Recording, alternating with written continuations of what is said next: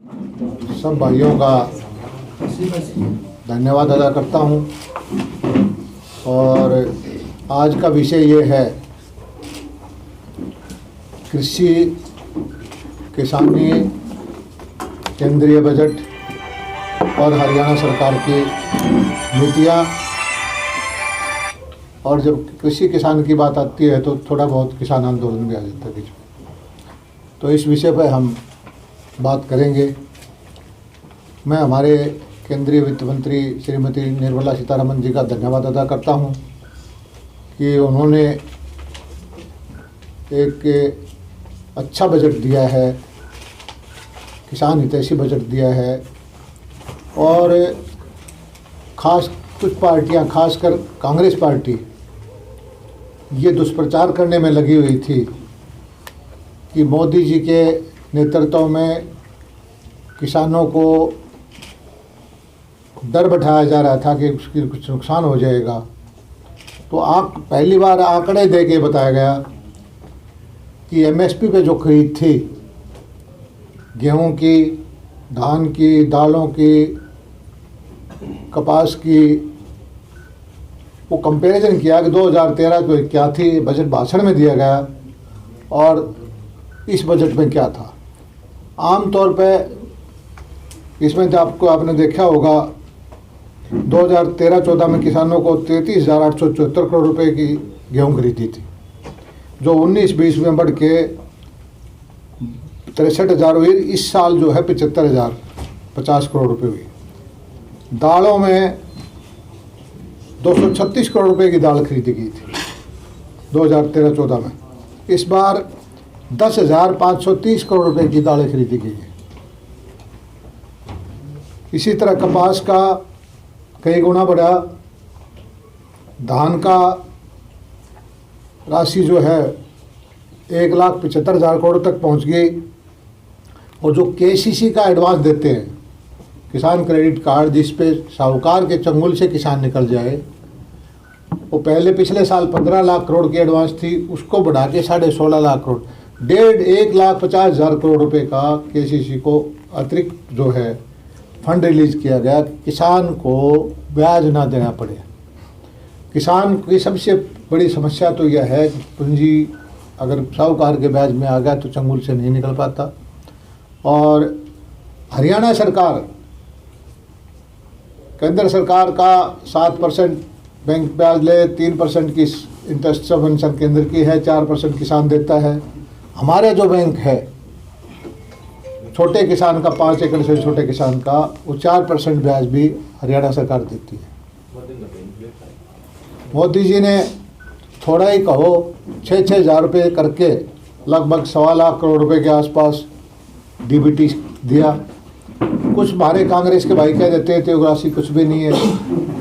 कांग्रेस के लिए राशि कुछ नहीं है, लेकिन 1 बीघे का किसान है, 2 बीघे का किसान है, जिसको खाद बीज की पैसा नहीं होता, उसके लिए 6,000 रुपये महत्व रखता है।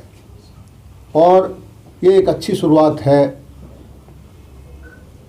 यूरिया का ब्लैक मार्केटिंग थी, उसका नीम का लेपन करवाया। और जो किसान आंदोलन आज भरम पे फैलाया जा रहा है, जिसमें कहते हैं कि मंडियाँ टूट जाएंगी, एमएसपी नहीं रहेगी, तो ये एमएसपी के तो ये आंकड़े दिए हैं कि एमएसपी तो हमने बढ़ा के एमएसपी पे खरीद ज़्यादा की है।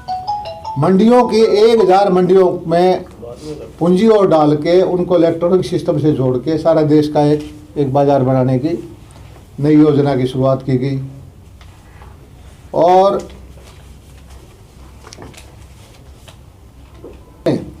पानी की दिक्कत है, दक्षिण हरियाणा में खासकर बहुत समस्या है। हमने यहाँ माइक्रो इरिगेशन के तरह एक अलग अथॉरिटी बनाई हरियाणा सरकार ने, मिकाडा। पहले काडा होती थी, माइक्रो इरिगेशन काडा। और उसके लिए तालाब की सारा पैसा सरकार देगी। सोलर के प्लांट जो है वो स्कीम है, स्कीम के तहत सोलर प्लेट लग जाएंगी। 85 से 100%, कहीं किसी ब्लॉक में 85% है, किसी ब्लॉक में 100% है, माइक्रो इरिगेशन के लिए हो जाएगी। हमें उम्मीद है कि भिवानी, महेंद्रगढ़, दादरी, इन जिलों के अंदर टपका सिंचाई से, मिनी स्प्रिंकलर से, थोड़े पानी से ज़्यादा खेती करने के लिए जो सरकार की नीति है, तो हमारे किसान को बहुत ज़्यादा फायदा होगा। 4-5 साल 2016 में हम स्कीम लेके आए थे क्रॉप इंश्योरेंस की। तब इतना प्रचार किया था हमारी पक्षी पार्टियों ने कि इससे तो अंबानी बढ़ेगा, इससे अदानी बढ़ेगा, किसान मर जाएगा। लेकिन किसान को इस योजना से बहुत ज़्यादा फायदा हुआ है। हरियाणा में पहला प्रदेश है कि आज तक जो हरियाणा सरकार, केंद्र सरकार, किसान का शेयर तीनों मिला के जो कंपनियों को दिया गया, इस फसल को, कपास वाली को छोड़ के पीछे तक 2800 कुछ करोड़ रुपए दिया था। 2980 करोड़ रुपए कंपनियों से लिया है। किसान से तो 700-800 करोड़ रुपए लिया गया है। लाखों किसानों को जो उसकी फसल खराब हुई उसका जो है बीमा का पैसा उनको मिला। और हमारे ज़िले को अब जो है, जो कपास की खराब आ गई थी, बीमारी फैल गई थी, लगभग 188-89 करोड़ रुपए, 190 करोड़ रुपए की पैसा सेंक्शन हो चुका है। और इसमें 1,11,000 हमारे फार्मर अंदाज़ा हैं। मोटे तौर पे हर फार्मर को एवरेज, किसी को लाख मिलेगा, किसी को छोटा 1 बीघे का है तो 2,000 मिलेगा।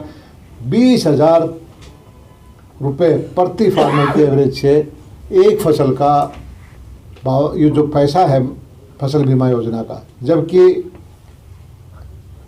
हमने फार्मर से ले रखा है 34-35 करोड़ रुपए, दे रहे हैं उसको 198 करोड़ रुपए।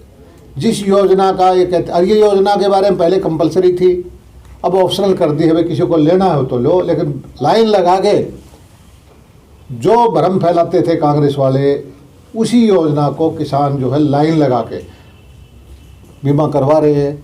हमारे ज़िले के अंदर भी कम से कम 12-15 हज़ार ऐसे बीमित किसान हैं जिनका कार्ड भी नहीं है, बैंक में लोन भी नहीं ले रखा, लेकिन वो जो सरल पोर्टल में जाके अपने पैसे बीमा करवा के उसका लाभ ले रहे हैं।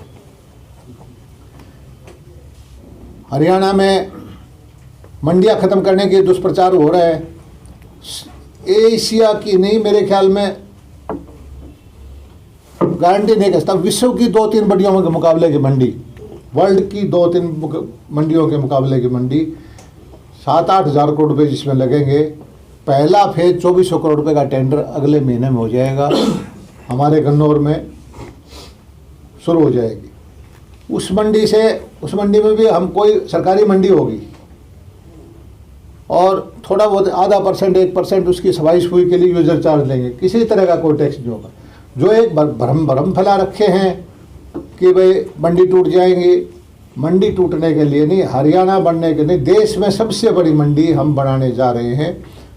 2 साल का टाइम 18 महीने बीच में दे के वो मंडी जो बन जाएगी, उससे किसानों को, बागवानी के किसान हैं, मछली के हैं, फूल के हैं, और उस मंडी में ये 2,500 करोड़ हम लगा देंगे। फिर कोल्ड स्टोरेज वाला आएगा, वेयर हाउस आएगा, प्रोसेसिंग वाला आएगा, पैकेजिंग वाला आएगा, हजारों आदमियों को रोज़गार मिलेगा। कोई ट्रक चलाएगा, कोई चाय का ढाबे वाला आएगा। जब इतना बड़ा कारोबार हो जाता है, यहाँ मंडी है हमारी आज़ादपुर मंडी में सवेरे कम से कम 30-40 हज़ार कस्टमर आते हैं।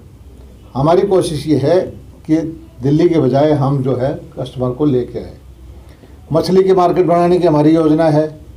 फूलों की मंडी 8 एकड़ में बिल्कुल 29 सेक्टर में लेके हम वहाँ गाजीपुर मंडी को फेल कर देंगे। हरियाणा में इतनी ज़बरदस्त मंडी बनाएंगे। आज मैं सीधा जहाँ से आ रहा हूँ, गुड़गांव के बादशाहपुर में HAU की ब्रांच खोल के 5 वर्ल्ड क्लास कोर्स की एक इंस्टीट्यूट बनाई है। Agri business, agri entrepreneurship, cooperative system, कि भाई किसान का बेटा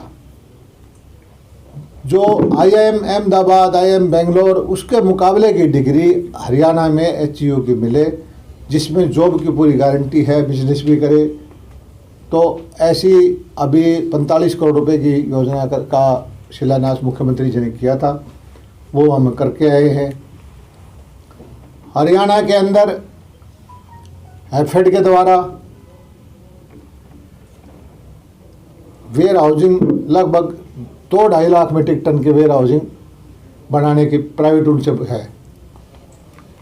मंडियों में जो हमारे पास ज़मीन बची हुई है मार्केटिंग बोर्ड का और वेयर हाउसिंग का टाई अप करा के कम से कम 1-1.5 लाख मीट्रिक टन के गोदाम और बनाए जाएंगे, क्योंकि हमारा इतनी मेहनत का अनाज है, उसमें से बहुत बड़ी परसेंटेज खुले में स्टॉक करते हैं, सड़ जाता है, ख़राब हो जाता है, 2 रुपये 3 रुपये किलो ऑक्शन में जाना पड़ता है। तो भंडारण की व्यवस्था मजबूत करने में कि ये भी एक मंडिया के पार्ट है कि वेयर हाउसिंग की चेन अच्छी हो, भंडारण हो, उसमें हरियाणा सब तरह का होगा। किसान प्राधिकरण बनाया जा रहा है। मुख्यमंत्री जी ने योजना बनाई है कि जो अच्छे किसान हैं उनको कोई उपाधि दी जाए, 5-5 लाख रुपए का मान सम्मान दिया जाए, जिले वाइज वाले 1-1 लाख रुपए के किसान हों, और जो किसानों को जो परंपरागत खेती है गेहूं और धान छोड़ के बागवानी की खेती कराए, फिशरी फार्म करे, मशरूम का प्रोजेक्ट लगवाए या एंटरप्रेन्योर की कोई चीज़ करे, वो चीज़ सिखाने की वो है। पिछली बार मैंने आपको घोषणा की थी कि भाई हमने यहाँ छोटे जो किसान हैं जिनको कोई लोन नहीं देता है, 4% ब्याज पर पशुधन क्रेडिट कार्ड के, हालांकि कम हुए हैं, लेकिन 36,000 फार्मर को हम कार्ड इशू करवा चुके हैं। 1,10,000 के हम इन प्रिंसिपल अप्रूव कर रखे हैं। तो अगले आने वाले थोड़े से वक्त में आपको पता है कि ऐसे आदमी को बैंक से पैसा दिलाना जिसकी कोई गारंटी नहीं थी, वारंटी होती, 36,000 किसानों को ये हम दिलवा चुके हैं। अभी इसी महीने के अंदर, पिछले महीने भी हमने किया था, किसानों को हम सब्सिडी देते हैं हर रोग खरीदने में, कल्टीवेटर में, बेलर में, लैंड लेवलर में, एग्रीकल्चर इम्प्लीमेंट्स के, और हम सीधा फार्मर को जब वो खरीद के रसीद दे देता है, हमारे यहाँ पोर्टल पर अप्लाई कर दो, खरीद के रसीद दे दे, हमारा विभाग वेरीफाई कर दे। ऐसे 80 करोड़ रुपए इसी महीना में किसानों के खाते में डालने जा रहे हैं। जिस भी किसान ने जो हमारी स्कीम के 20-22 एग्रीकल्चर इम्प्लीमेंट्स है, जो इसने अप्लाई कर दिया, हमने फैसला कर दिया कि सबको दे दो। मुख्यमंत्री ने कहा कि खेती बाड़ी में बजट की कोई सीमा नहीं बांध के नहीं रखेंगे, ये करो। मछली पालन के लिए हमने पिछली बार जब मंत्री बनते किया था, उसका परिणाम आया है। यहाँ भी हमारे यहाँ मछली लोगों ने काम शुरू कर दिया धीरे धीरे, और 1500 नए फार्मर, जिसमें एक फार्मर पर 2-3 का रोज़गार होगा, 4-5 हज़ार आदमियों को रोज़गार है, जिसमें भी 60% तक सब्सिडी है, उस पर भी हमारा पूरा ध्यान है। और अगले साल इस मछली फार्म को भी कम से कम हमारी मैंने महकमे कहा है कि 5,000 नए फार्म बनवाए हम, क्योंकि सलाइन वाटर है, 2 तरह की ज़मीन, एक खारे पानी की ज़मीन है, बारिश हो जाती है तो फसल हो जाती है, उसको होती नहीं, उसमें झींगा पालन के लिए टैंक बना के, उसको सारा 2-2.5 एकड़ का टैंक बना के, उसमें नीचे पॉलीथीन बिछा के और पानी डाल के उसको ट्रेनिंग भी देंगे, उसको बीज भी दिलवाएंगे, उसको मार्केट भी दिलवाएंगे। और एक फार्म से 2-2.5 एकड़ से आदमी मतलब 4-5 लाख रुपए की साल में कमाई कर लेता है। घर में बैठा किसान का बेटा है, उसको कमाई हो जाए तो कोई बुराई नहीं है। मशरूम के लिए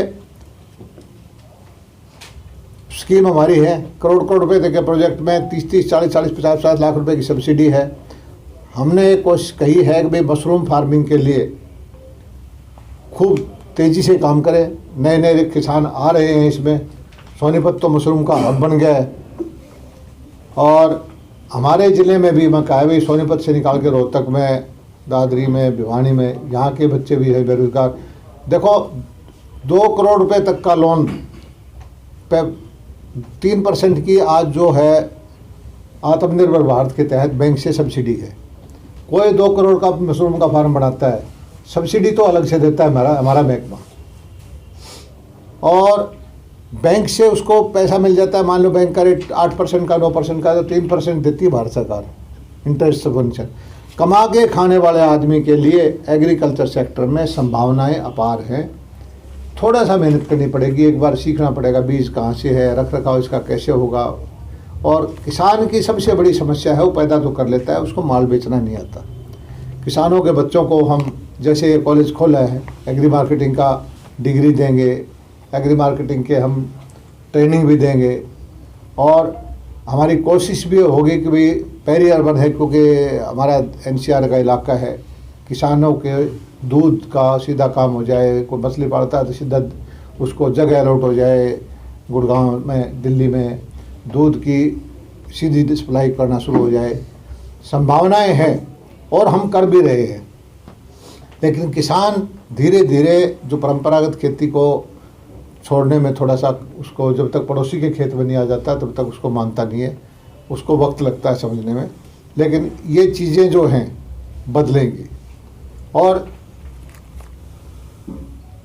रही किसान आंदोलन की बात, हम शुरू से हमारा स्टैंड ये है कि ये जो 3 कानून आए हैं किसी भी तरह के जो है किसान के खिलाफ नहीं है। क्यों कि ये बाध्यकारी तो है नहीं। आपकी पुरानी मंडी व्यवस्था है में वो रहेगी, आपका पुराना जो सिस्टम है, एस्टेब्लिशमेंट है, वो ख़त्म नहीं हो रहा, उसको और मजबूत कर रहे हैं, और एक अल्टरनेटिव सिस्टम और दे रहे हैं कि आपके पास ऑप्शन है, मंडी में बेचना चाहो एमएसपी में मंडी में बेच लो, बाहर आपको अच्छा रेट मिलता है तो बाहर बेच लो। आप कहते हो कि भाई हमारे ऊपर हमने मांगे नहीं किए, थोपे क्यों हैं? प्रधानमंत्री जी ने पार्लियामेंट में कहा भाई तुमने नहीं लेना हो तो ना लो, तुम्हें पुराने अच्छी व्यवस्था लगती है तो पुराने तो हटाए तो नहीं है। लेकिन वो तो कहते हैं जी एक परसेप्शन पे है कि नए आ जाएंगे तो पुरानी मंडियाँ फेल हो जाएंगी। भाई ऐसे परसेप्शन तो ये होगा कि भाई भूकंप आ जाएगा सब खत्म हो जाएंगे, बाढ़ आ जाएगी खत्म हो जाएंगे, ऐसी परसेप्शन बढ़ाने का कोई औचित्य नहीं है। और ये जो बिल हैं, पंजाब सरकार ने कॉन्ट्रैक्ट फार्मिंग का बिल पहले से कर रखा था, आज भी लागू है।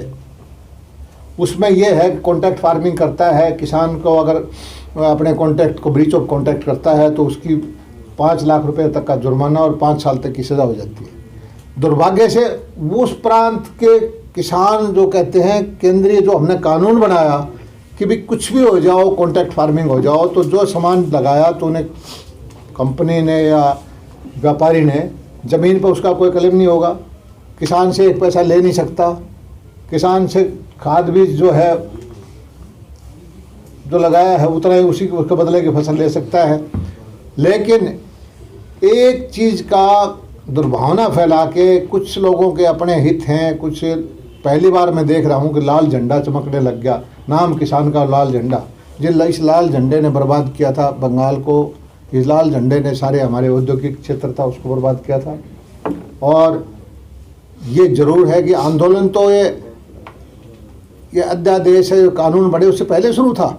व्यापारियों ने हड़ताल करी थी कि भाई किसान को सीधा पैसा ना दो। शुरू में मैंने जब परचेज शुरू की, आपको पता होगा कि हमारे कुड़दम में मैंने 8 मंडियाँ लगाई जो सरपंचों से परचेज कराई थी।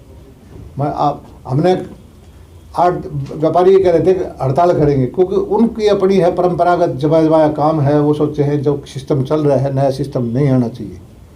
और ये हड़ताल तो भाई पहले उसने जीएसटी लगा तो सोनप लगाया, तब भी 6 महीने चलाई थी, वो उन्होंने शांतिपूर्वक चलाई थी।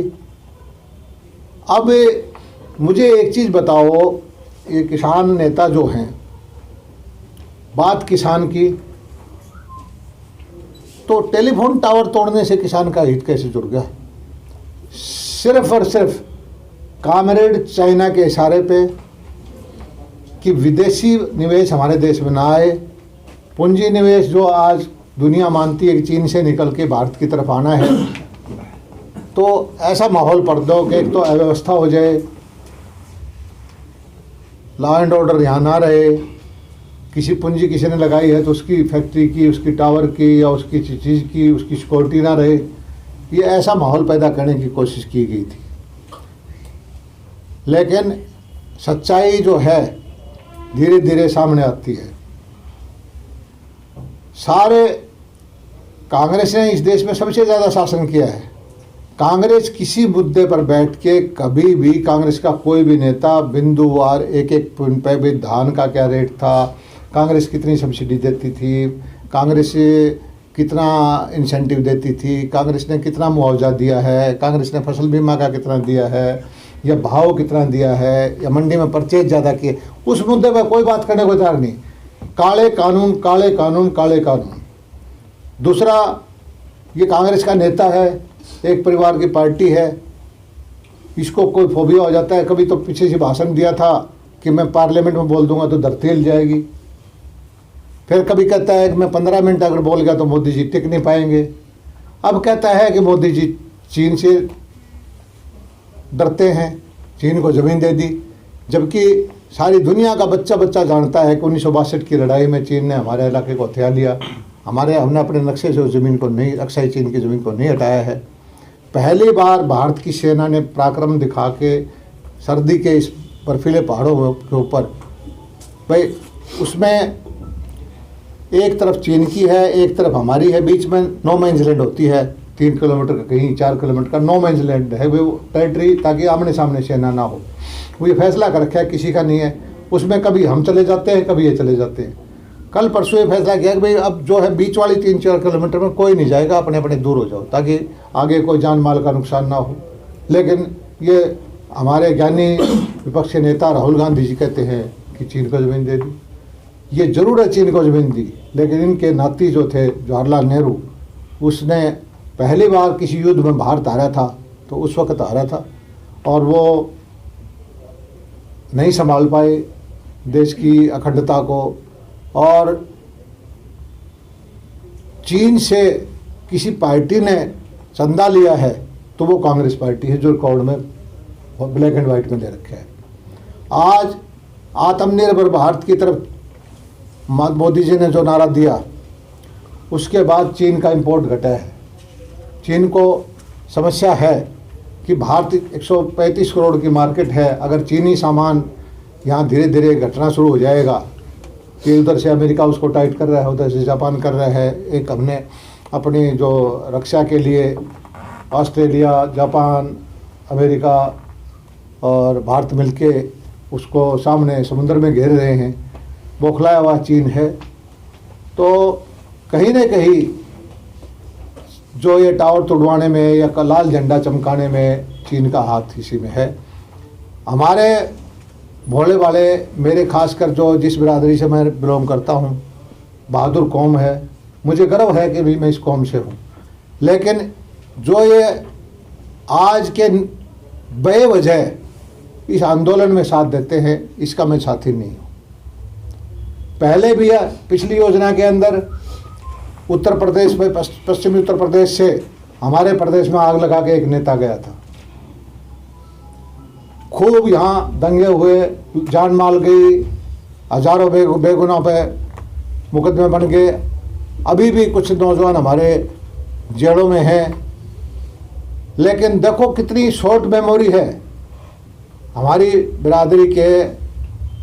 उस नेता को भूल गए, अब उनको एक नया अवतार मिल गया है, उसको पगड़ी बांध रहे। मैं तो कहता हूँ भाई पगड़ी बांधनी है तो पिछले वाले को भी साथ ले आओ। आपको नेतृत्व चुनना है, सड़क छाप नेतृत्व की भरोसा ना करो। हमारी बिरादरी के अंदर जनरल हैं, बड़े बड़े यूनिवर्सिटी के वाइस चांसलर हैं, बड़े बड़े विद्वान हैं, बहादुरों की कौम है। लेकिन हमें अलग करने का जो प्रयास करते हैं, जो सड़क छाप नेता है, मैं इसकी खंडन करता हूं और इसका साथी नहीं हूं। और मैं कहता हूं कि शांतिपूर्ण आंदोलन करना आपका हक है, लेकिन नेतृत्व तो चुनना भी आपका दायित्व है। कौन आपका नेता होगा? कम से कम हरियाणा के लोग, किसानों की कोई समस्या है तो हरियाणा के किसानों की समस्या हरियाणा का नेता ठीक करेगा, पश्चिम उत्तर प्रदेश से या पंजाब से आके नहीं करेगा। मैं अपनी बात पर फिर दोहराता हूँ कि इन सारी आंदोलन में हरियाणा के हितों को बेचने का काम किया है, खासकर कांग्रेस पार्टी या जो आंदोलनकारी नेता जिन्होंने SYL की आवाज़ को दबा के पीछे कर दिया। ये लोग आने वाली पीढ़ियों को हिसाब नहीं दे पाएंगे कि इस आंदोलन में जब ज़रूरत थी दक्षिण हरियाणा को, जहां हमारे यहाँ पीने का पानी नहीं है, उस आवाज़ को कहा कि अब तो भाईचारा अच्छा है। अब इकट्ठे होके इस 40 जत्थेबंदियों से एक घोषणा भी करवा दें कि भाईचारे में पेशवाइल नहर बनवा देंगे, भाईचारे में पेशवाइल का फैसला हो जाएगा, तब मैं मानूं कि आपने 2-2.5 महीने भाईचारा निभाया है, खूब दूध जलेबी या लस्सी जो बड़ी योगदान दिया है, और उनसे एक बयान ही दिलवा दे कोई भी कि भाई हम हरियाणा की पेशवाइल नहर में पंजाब के जत्थेबंदियाँ सहयोग करेंगे। धन्यवाद। उसको लेकर के क्या कुछ तैयारियां हैं, उसको लेकर के क्या? देखिए, 5 तारीख से बजट सेशन आना है। वो जो विधानसभा की कमेटी है टाइम उसका तय करेगी कितने दिन चलेगा। ये निश्चित तौर पर है कि दक्षिण हरियाणा को इस बजट का सबसे ज़्यादा लाभ होगा, कृषि क्षेत्र को, पशुपालन को सबसे ज़्यादा लाभ होगा।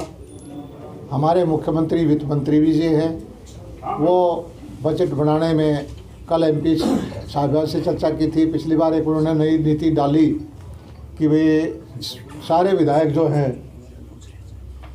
सब पार्टियों से लिखित में या वर्बल उनसे सलाह लें, और हम जो है हरियाणा के हित में बजट लाने के लिए कोशिश कर रहे हैं। दूसरी जो है कांग्रेस पार्टी सपने ले रही है कि अविश्वास प्रस्ताव ला के कि भाई वो सरकार को डिस्टेबलाइज कर दे। इसकी दूर दूर तक संभावनाएं नहीं है। जब से अविश्वास प्रस्ताव का राग उन्होंने शुरू किया है, विपक्ष के 2 MLA तो घट चुके हैं, और मुझे लगता है कि कोई न कोई आने से पहले उनका ये विचार भी बदल जाएगा कि कोई फ़ायदा नहीं। किसान आंदोलन के नेताओं को जिस प्रकार का सड़क छाप वाली बात, तो क्या ऐसी एक्टिविटी रही जिनको सड़क छाप एक्टिविटी कहा जा सकेगा? देखिए, सबसे बड़ा जो देश के लाल किले के मान मर्यादा को, तिरंगे झंडे का अपमान किया, हरियाणा का आदमी इसको पसंद नहीं करता, और हरियाणा के किसान का हर घर से एक बेटा चीन के बॉर्डर पर या पाकिस्तान के बॉर्डर पर छाती तान के खड़ा है, और वो देश के इस तिरंगे की शान के लिए छाती में गोली खा के तिरंगे में लिपट के आता है। उस तिरंगे का जो अपमान किया है वो किसी तरह से बर्दाश्त के काबिल नहीं है। जत्थेबंदियों से बहुत प्रार्थना की कि आप 26 जनवरी हमारा पवित्र दिन है, संविधान दिवस है, इसके आगे पीछे कर लें, वो नहीं माने। ये कहा कि भाई आप थोड़ा सा रूट चेंज कर लें।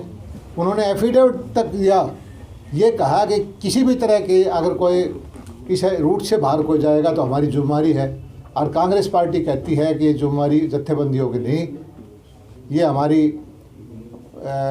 दिल्ली पुलिस की थी।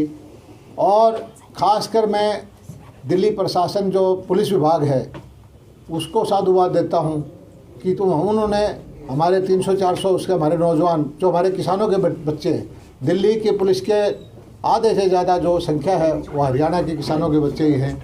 लाठियाँ खाई, ट्रैक्टर उनके ऊपर चढ़े, परेशान भूखे प्यासे लगे रहे, लेकिन किसी भी जो इन कम्युनिस्टों की कामरेडों की एक इच्छा थी कि गोलीबारी हो जाए, लोगों की लाश बिछ जाए, और इस आंदोलन में फिर वो सालों साल तक इसके चंदा चोरी करते रहे, चंदा खाते रहे, वो उनकी इच्छा पूरी नहीं हुई।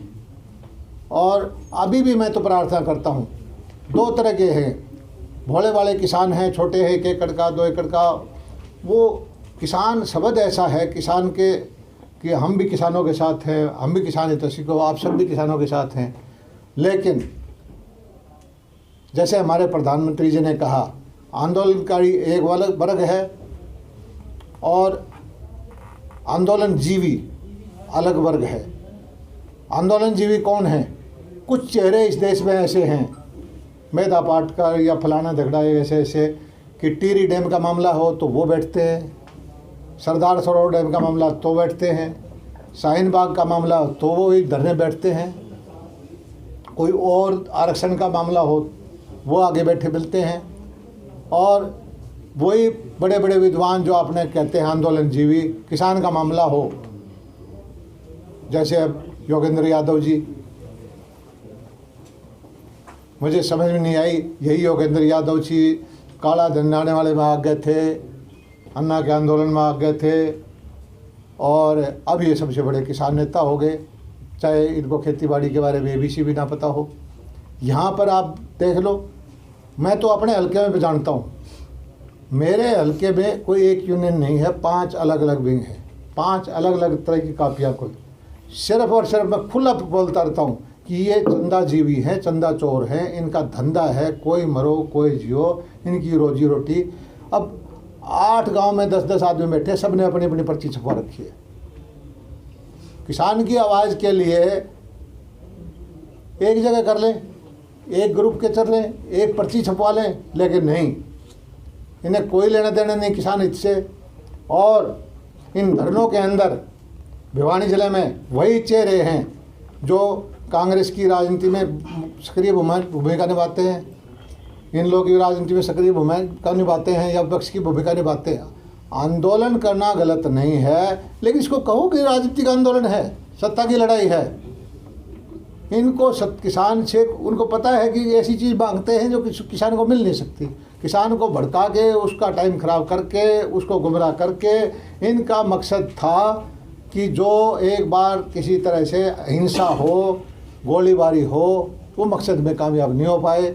और धीरे धीरे करके अब आम आदमी जो है वो समझने लग गया, उसको ये पता लग गया कि इनको चंदा चाहिए, इनकी रोजी रोटी चंदा है, इनको किसान के हित से कुछ नहीं लगा।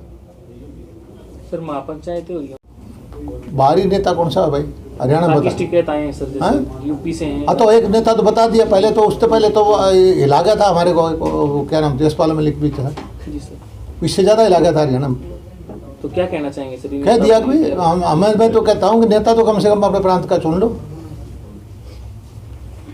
उसको तो उसकी कारगुजारियों को यहाँ तो पता नहीं।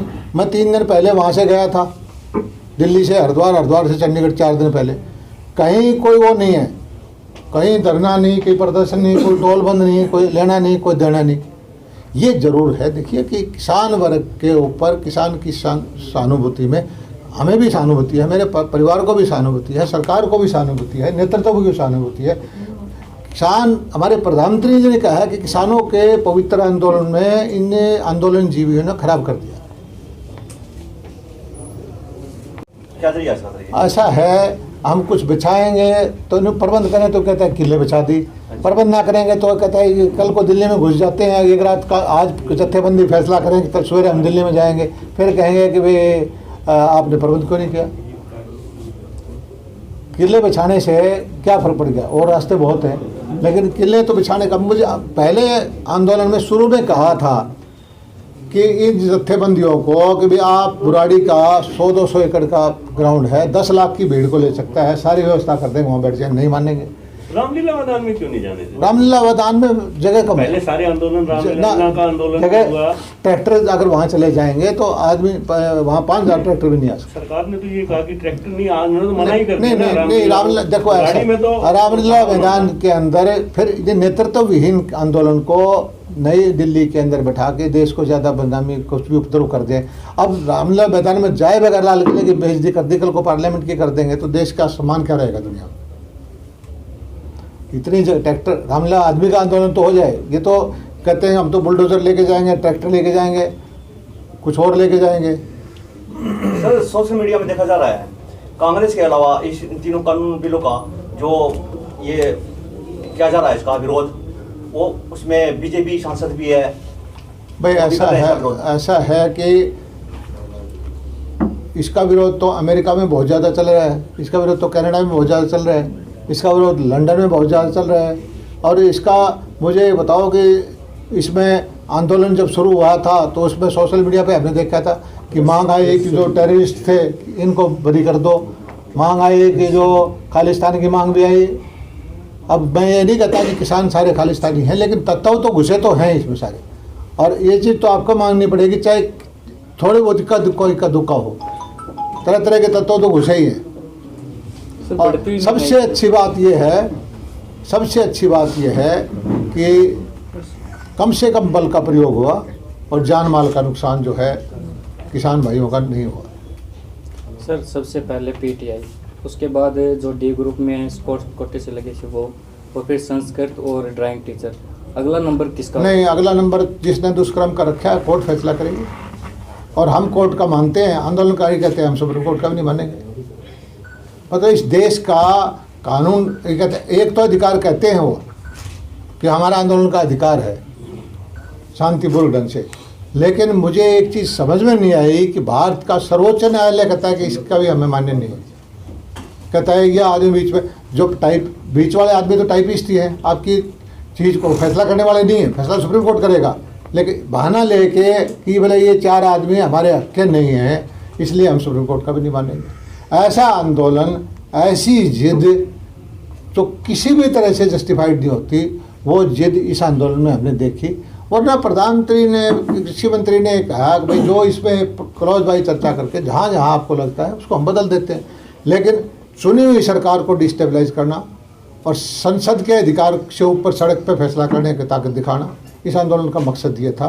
सर मेरा सवाल आंदोलन का ये नौकरी का सर, जो नौकरी ले रही है तो नौकरी सरकार क्या करेगी जब कोर्ट ने हटा दी? पीटीआई सरकार कोर्ट ने हटाए, दूसरे वाले कोर्ट ने हटाए, सर कोर्ट ही तो हटा रही है। हमारी सरकार, हमारी लगाए हुए 6 साल हो गए, कोई नहीं हटा। दलाल साहब, तेल की कीमतें लगातार बढ़ रही है, कंट्रोल क्यों नहीं होता? तेल की भाई ऐसा है, कंट्रोल पंजाब में करवा दो, राजस्थान में करवा दो, हरियाणा में करवा दूंगा। अब तो कहने की बात, जो विपक्षी पार्टियां हैं, जहां हमारे से महंगा राजस्थान में है, हमारे पर एलिगेशन तो लगाते हैं। कोरोना काल के अंदर सारे उद्योग बंद हो गए थे, सबसे ज़्यादा तेल पे टैक्स है तो स्टेट गवर्नमेंटों के, सेंटर का भी टैक्स है, सेंटर से ज़्यादा स्टेट का है। और मैं तो ये कहता हूँ मोदी जी ने इस बजट में ये काम किया कि 4 रुपये पेट्रोल पर, 2.5 रुपये किसान सेस लगा दिया। जो वाजपेयी जी ने एक सेस लगाया था रोड का, उससे सारे देश में सड़कें बच गई। अब वो सेस किसान के काम में आएगा, वो पूंजी। अब बीजेपी जब कांग्रेस सत्ता में थी तो ये आंदोलन क्यों करते थे? तेल आंदोलन करना, सुनिए, आंदोलन शांतिपूर्वक आंदोलन करना, जनमानस करना, मेरी बात सुनो। उस वक्त जो था, उस वक्त कोरोना नहीं था, उस वक्त रेवेन्यू के सोर्स नहीं थे भारत सरकार के पास। उस वक्त टैक्स लेने के 20 जगह 20 के 20 सूख गए थे। जीएसटी अब आना शुरू है, 2 महीने से है। उस टाइम जीएसटी भी नहीं था, वो तो वेट था, अब तो जीएसटी वो तो वेट था। तो सर कोरोना के कारण मतलब नहीं, भाई सरकार के सारे सोर्स ऑफ रेवेन्यू पिछले, हमारा ही नहीं है, दुनिया की सारी सरकारों की आमदनी बंद हो गई थी और दुनिया की सारी रेवेन्यू कम हो गए थे। अपने जो जहाँ से सरकार को मिल सकता था वो लिया है। और तेल का जो है ये अगले 5-10 साल में ये इलेक्ट्रिक व्हीकल आ जाएंगे, तेल की खपत कम हो जाएगी। देश का सौभाग्य है कि हमारा देश 16 रुपये और 4-5 साल में 200 डालेगा फिर कुछ तो क्या हुआ 5 साल के बाद वैसे। जब मुझे बताओ, मुझे एक चीज़ बता दो, 1 सेकंड। यही तेल का 5 साल के अंदर हर चीज़ के भाव 50%, 40%, 60% बढ़े हैं। तेल के तो नहीं बढ़े हुए। मैं ये 80 रुपये पहले बिक लिया 5 साल पहले। 8 महीने 80 करोड़ लोगों को फ्री में राशन दिया। जनता का सहयोग तो नहीं है। जनता के सहयोग छोड़ो, 1 सेकंड के लिए, जनता के सहयोग का पैरामीटर क्या है? 1 सेकंड छोड़ लो। जनता के सहयोग के बगैर बिहार में जीत गए हम। जनता के सहयोग के बगैर हम मध्य प्रदेश में 18-22 सिलेक्शन जीत गए, कांग्रेस के भी दे के जीत गए। जनता के सहयोग के बगैर बंगाल में सारी दुनिया कह रही है कि फिर जीतेंगे। जनता के सहयोग के बगैर हमारी पंचायत जीत गई राजस्थान में। जनता के सहयोग के बगैर हमारी सरकार बन गई हरियाणा में। जनता का सहयोग कौन फैसला करता है? सर जैसे यहाँ कितना के सारे तंत्र अपना ले तो भी वो रैली को नहीं, और अपने आप आए थे, किसी को ऐसा छोड़ो। ये आपका देखने का नजरिया। आप एक चीज़ करो, आजकल किसान रैली करता हूँ, आप इससे डबल ना कर दो। ऐसा नहीं है। मैं भी 64,000 वोट लेके आया, जनता के वोट लेके आया। ये सारे गाँव के जो सारे इनके लेके नहीं आया। और एक और सुन लो, हम जनता अगर किसी मुद्दे पर सरकार हटाने पर लग जाए, सारी सरकारें जो बनी हैं 40%, 35%, 38% वोट पड़े हैं। भाषण तो खिलाफ है, अगर बस खिलाफ होगी ताकत, लेकिन उनको लोकतंत्र में उनको ये अधिकार नहीं है कि हटा दे। 5 साल के बाद हटा सकते, इकट्ठे होकर वोट कर दो, हटा दो। सड़क से ताकत दिखाना का टाइम था, ये तो वोटिंग वाला दिन दिखाओ। हमारा डेमोक्रेटिक सेटअप है देश में। अब ये तो नहीं कह सकते कि जी हमने आज पार्लियामेंट चुनी 350 MP दे दिया, 6 महीने बाद भी जनता खिलाफ होगी, कोई तरीका रिकॉल का तो है। हटा तो नहीं सकते, प्रत्याशुत्तर में विरोध करना। विरोध, एक चीज बता दूं आपको, ये तो विरोध करने, मेरी एक ना सेकंड, करो। विरोध करने का तरीका, प्रजातंत्र का तरीका, सच्चाई तो ये है कि विदेशी शासन था, महात्मा गांधी ने इस अहिंसात्मक आंदोलन को उनका असहयोग का तरीका ऐसा अपनाया था। आज वो उसकी जरूरत नहीं है, आपकी आवाज़ पहुंचाने के बाद इतना ही तो करोगे। लेकिन विरोध का मतलब ये नहीं कि हम गर्दन पकड़ के ले लेंगे, सड़क जाम करके ले लेंगे। और एक और बता रहा हूँ, मैं इसका हक में हूँ कि यूपी की तर्ज पे कानून पास हो, कोई बस जलाएगा, कोई टावर तोड़ेगा, कोई सड़क जाम करेगा, किसी की गाड़ी जलाएगा, सारा पैसा उससे रिकवर होगा। और मैंने मुख्यमंत्री जी को कहा, हमारे सारे ज़्यादातर इस चीज़ के हैं कि सरकारी संपत्ति का नुकसान नहीं करने देंगे, हिंसा नहीं फैलाने देंगे। और ये कानून, मेरी तो कोशिश होगी कि ये कानून पास हो, और कोई भी आदमी जनता के पैसे का आग लगाता है तो उसकी रिकवरी उसी से हो।